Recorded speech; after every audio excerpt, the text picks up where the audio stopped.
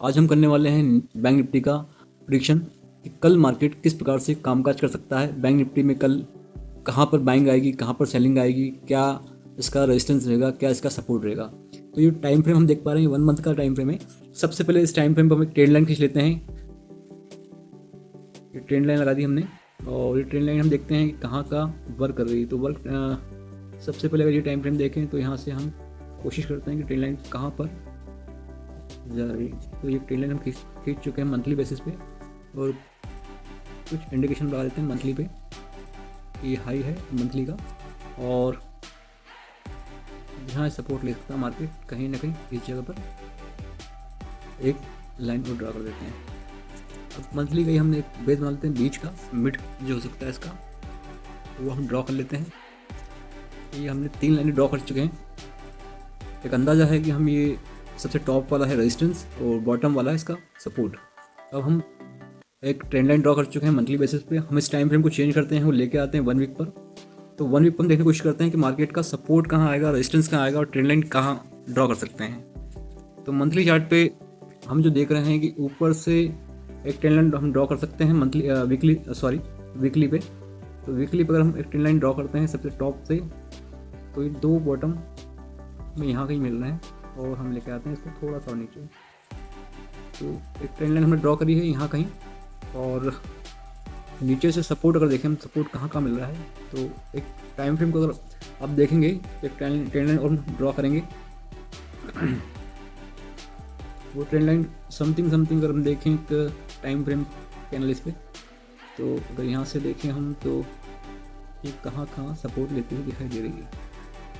तो आप देख पा रहे होंगे कि यहाँ पर कम से कम 3 लाइन हमें मिल पा रही है और ऐसे आप देखेंगे तो इसका जो टाइमिंग है, ड्यूरेशन है टाइम का कटिंग का वो 50,700 के आसपास आ रहा है। 50,700 एक इम्पोर्टेंट लेवल आ रहा है इसका जहाँ पर ट्रेंड लाइन ने क्रॉस ओवर किया हुआ है।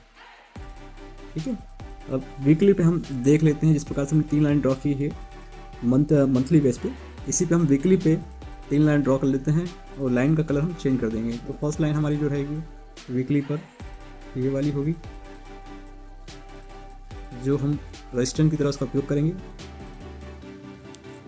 और उसके बाद हम आ जाते हैं इसके बॉटम पर कि कहाँ मार्केट ने वीकली पे सबसे लो कहाँ बनाया है। ये इसका लो हो गया है और इन दोनों के बीच का एक पॉइंट हम ढूंढ लेते हैं। ये आ रहा है 51,000 के आसपास कहीं। तो ये हमारा बाइंग और सेलिंग जोन हो गया है। ठीक है, अब हमें यहाँ से दिख रहा है कि मार्केट कहाँ पर सपोर्ट ले सकता है और कहाँ इसका रेजिस्टेंस आ रहा है। ठीक है, अब आ जाते हैं 1 डे के चार्ट पर। 1 डे पर हम देखने की कोशिश करते हैं कि मार्केट में किस प्रकार से कामकाज किया जा सकता है, कल बैंक निफ्टी कहाँ काम कर सकता है और कहाँ खुल सकता है। 1 डे चार्ट पर आप देखेंगे तो मार्केट ने लास्ट टाइम जो चला है आपको जो बैंक दी थी यहीं से दिया था 49,900 के आसपास से। तो यहाँ से चला था मार्केट, ये आया और एक अच्छी रैली मार्केट ने दिया था। उसके बाद मार्केट कंटिन्यूस सेलिंग में आया था और फिर मार्केट जब इस टाइम फ्रेम में घुसा है तो टाइम लिया है और टाइम लेके फिर मार्केट ने एक सेलिंग दी है और सेलिंग आई 49,900 तक। अब यहाँ पर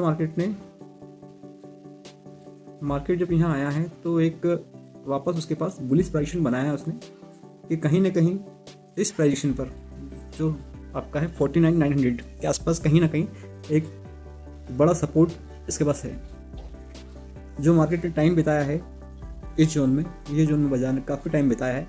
इस टाइम फ्रेम के बाद लास्ट टाइम मार्केट आया था, अगर आप देखेंगे तो ये कहीं 50,200 के आसपास मार्केट कहीं आया था लास्ट टाइम भी।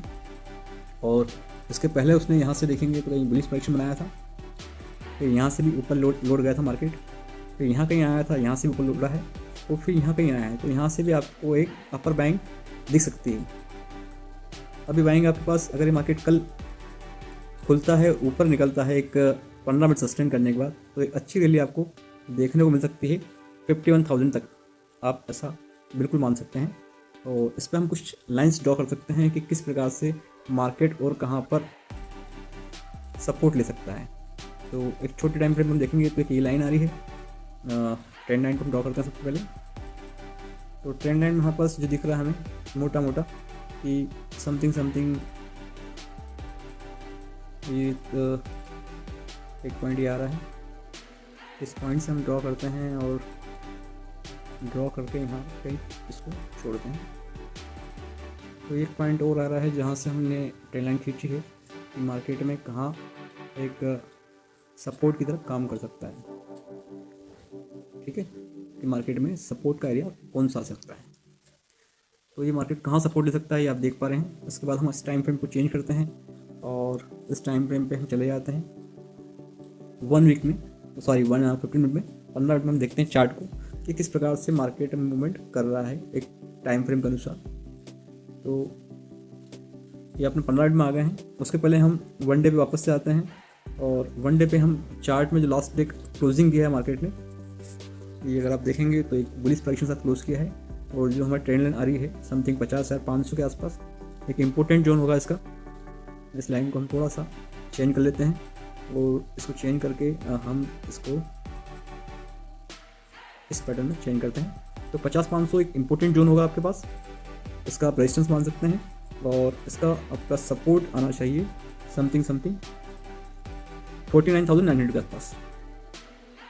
और इस कैंडल का बाइंग सेलिंग जोन आएगा आपका 50,200 के आसपास, 50,200 250 के आसपास आपका इसका बाइंग सेलिंग जोन आएगा। 50,200 आप मान लें मोटा मोटा, ये 50,200 के आसपास से बाइंग और सेलिंग आपको मिलेगी। अब इसका टाइम फ्रेम कुछ चेंज करते हैं, उसको लेके आते हैं 15 मिनट के चार्ट पर। तो 15 मिनट के चार्ट पर हम आ चुके हैं। मार्केट को हम यहाँ किस प्रकार से देख सकते हैं, नज़रिया क्या होगा हमारा मार्केट का देखने का, किस प्रकार से हम अपना ट्रेडिंग का पैटर्न बना सकते हैं कल के मार्केट के लिए।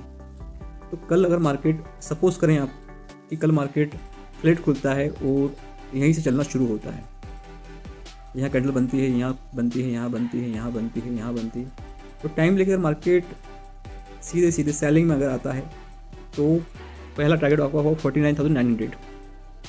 ठीक है, अगर मार्केट यहाँ से टूटता है और एक छोटा सा सपोर्ट लेता है या कुछ टाइम लेता है और मार्केट फिर से अगर ऊपर निकलता है सेलिंग के बाद और एक बुलिश प्राइसिंग बनाता है, तो वापस से मार्केट के पास टारगेट होगा 50,225 के आसपास, 250।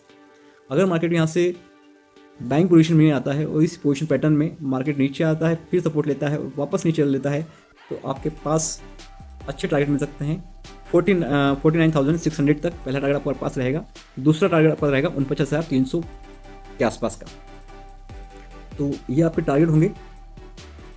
अब इससे बड़े टारगेट के लिए अगर जाते हैं तो एक इस पर आप छोटे टाइम फ्रेम पे एक ट्रेंड लाइन आप ड्रॉ कर सकते हैं। वो ट्रेंड लाइन होगी आपकी, यहाँ से आप ट्रेंड लाइन लेंगे छोटे टाइम फ्रेम के लिए। तो कंटिन्यू मार्केट अभी सेलिंग में है और हम यहाँ से ट्रेंड लाइन ड्रॉ कर लेते हैं कि मार्केट कहाँ से कहाँ तक आ सकता है। तो एक जोन है, इस जोन से ही हम एक ट्रेंड लाइन को ड्रॉ करते हैं और इस ट्रेंड लाइन पे हम देखते हैं कि टू टाइम अगर इसने सपोर्ट लिया है तो ये रेजिस्टेंस की तरह काम कर सकता है। कंटिन्यू मार्केट में सेलिंग आई हुई, अगर ऊपर से आप देखेंगे तो कंटिन्यू सेल ऑन राइज हुआ है। और इस ट्रेंड लाइन को अगर मैं यहाँ कहीं बढ़ाएं इसको और इसको यहाँ कहीं लेके आए नज़दीक, तो थोड़ा सा इसको वाइट ट्रेंड करते हैं और इस ट्रेंड लाइन को इससे मिलाने की कोशिश करते हैं। ये जो था थोड़ा सा इसको हम और करते हैं वाइडिश और देखने की कोशिश करते हैं किस प्रकार से मार्केट कल काम कर सकता है। तो मार्केट जो आपका है एक जोन वाइज अगर देखा जाए तो कहीं ना कहीं ये जोन आपका है। इस जोन में कितना समय रुकता है, कितना टाइम लेके रुकता है, इस जोन से अगर मार्केट कहीं यहाँ या कहीं यहाँ निकलता है तो इसके बाद आपके पास अच्छी सेलिंग रहेगी। ये पूरा सेल ऑन राइज रहेगा मार्केट। और अगर यहाँ से कहीं निकलता है मार्केट तो आपके पास बाय साइड आप प्लान कर सकते हैं। तो ये 2 जोन हैं। और इसके बाद अगर मार्केट और अच्छा निकलता है तो आपके पास यहाँ से कहीं निकलता है मार्केट तो इसके ऊपर आपका टारगेट रहेंगे वापस इस ट्रेंड लाइन तक जो 51,000 के आसपास आ रही है।